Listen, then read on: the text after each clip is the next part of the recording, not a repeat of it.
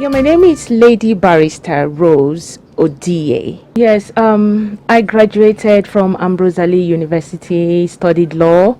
I went to law school in the Nigerian Law School, Lagos. Was called to the bar in Abuja, and after which I relocated to the United States of America. Well, my personal life is a little bit contradicted, but I'll say this. Um, I'm divorced, have three beautiful children, and we're presently in based in the United States of America. But I do come to Nigeria very often because I have my business here. I have an NGO that I'm running here as well. And talking about the NGO, NGO was conceived last year. So we, as at last year, we didn't really do much, because of the pandemic and stuff. But my birthday is coming up, yes, and I just decided to, just celebrate my birthday with this orphanage home that I have chosen. We did make like a list of places that we're going to go to support them, and we finally chose this orphanage home, and this is where I'm going to celebrate my birthday. We're going to eat and dance and drink and have all the fun, and what else? So that's about it. Because every 5 years, I usually celebrate my birthday in a big way. When I was 40, I celebrated my birthday back in New York. Now 45, going by what is happening in the country, I said, okay, it's time for me to start giving back. So that's why I want to celebrate my birthday with my families. Yeah, I just feel birthday is the time to spend money. But on a more serious note, birthday is a day that you just, you thank God for what he has done, what he's doing, and what he will do. In everything you do, you just have to give thanks to God. I take myself for as an example. I've made series of mistakes, but when I don't dwell in that mistake, the ability to get up and move on is what makes me me. And when it comes to celebrating birthdays, it's a good thing, like to celebrate birthdays, to thank God for another life and for the future lives that you're going to live, and at the same time impacting the lives of others. So to me, I will say birthday is a day that is marked to bring in family and friends, to celebrate with them, and to join hands together and thank God for making it possible for you to see another year. This is something that I've always wanted to do. It's always been an inborn thing. It's something that I personally am a giving person. I love to give. I derive pleasure in giving, because whenever I give, I have these beautiful butterflies in my stomach. As time went on, I started thinking about opening a foundation, and last year, the pandemic struck, and what I was doing then, I was going to houses. I spoke to a friend or two of mine, so we put heads together, and I go to like a grocery store, buy stuff, and go to homes and drop them at their doorsteps. So one of my friends told me that, you remember you said something about Sugar Rose Foundation? This is what you're doing, but you're doing it like in a black market. You have to go register it. So I went and I registered. Actually, we do have a branch in the United States of America. We have a branch in Paris as we speak. So we officially registered Sugar Rose Foundation last year. We haven't really started.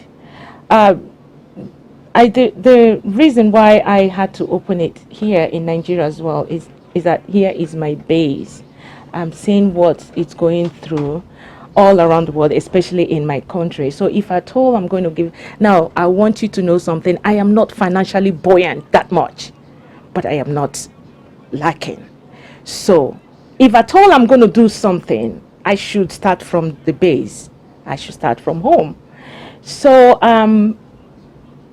I I derived, because when I was growing up, it wasn't really easy for me.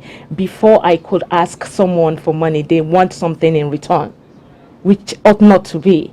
So I said to myself, whenever I have money, I will not hesitate to help, no matter how small, because when you give, more comes back to you. So yes, I'm just deviating. I'm sorry. So now we registered the Sugar Rose Foundation, and this is a foundation that we're going to start with helping, providing, getting materials for the less privileged, and we're really going to focus on women and children. So some people say the girl child. Well, we will focus on children, because if you're putting all your interest in the girl child, what happens to the boy child?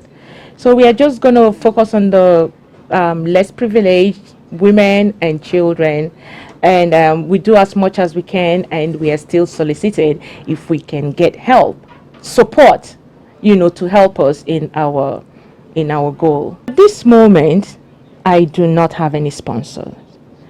I am just going to do it in the best way I can. Like what I was doing back in the United States last year. I actually called one or two persons to support me, but they were like, "No, I cannot. There's that the government will help." But there are some people that came into the country and are not recognized, like with the visiting visas, and it's time for them to go back. So those people might not really get, that government grants and stuff. So, and especially our own people back in, abroad.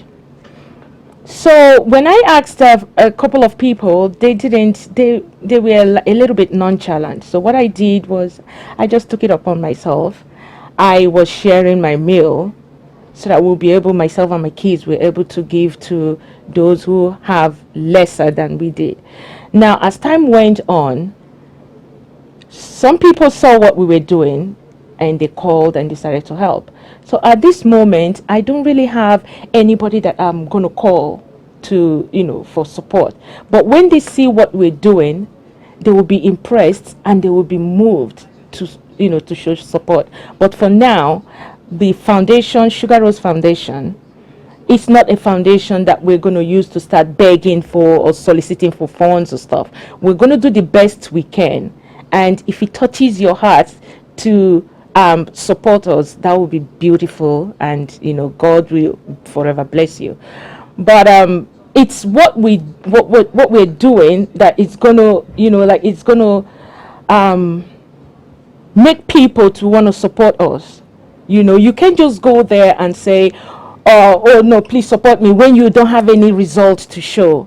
So we're just going to do the best we can, and if you love what we're doing, I mean, you will have to support us, because this is for a good cause.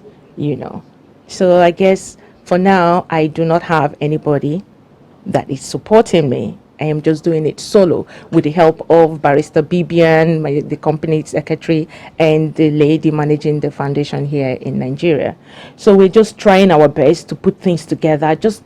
We're just trying to, was it in the Bible? We're using the 5 loaves and 2 fish and make it something miraculously. I know that God is with us.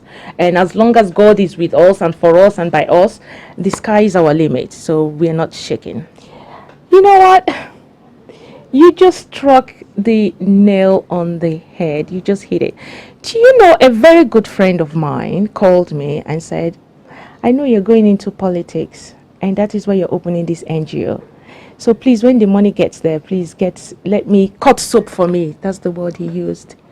But there's one thing that I'll have to say. I personally am a giving person, and I am not giving to the rich, because I am not even rich that much. What I'm doing it, instead of doing it like my friend would say, black market, you're just doing it. Set up a foundation, give it a name, and feed it. So now we are just going to be like a middleman between the less privileged and those who have. So now I'm starting with myself, my children, because when I was coming, my children gave me money from their savings. They gave me money from their savings. I said, "Hey, Mom, you have to add this to, buying this and that for the children. And they would have been here, but because of they're in school at the moment, so they can. So yes, back to what we're saying. I am doing this. I gave birth to this Sugar Rose Foundation, not because I want to be a politician. Far from it. I don't even want to think about that. I am not doing it because I need to gain favor. I am not doing it because because yes, like you said, people use this foundation as a cover up for all the hoity-toities that they do. I am not after that. I am just doing, and by the grace of God, we are going to make headway. I actually discussed this with some of my parishioners back in the United States of America. They were so impressed because I, discussed this with them, and they are ready to, like, yes, whatever, we're going to back you up, we're going to do this, we're going to do that.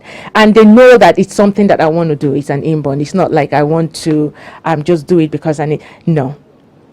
So let's just put that aside. Sugar Rose Foundation is a foundation that has been registered to support the less privileged. That is all. Nothing more, nothing less. I use cocoa butter.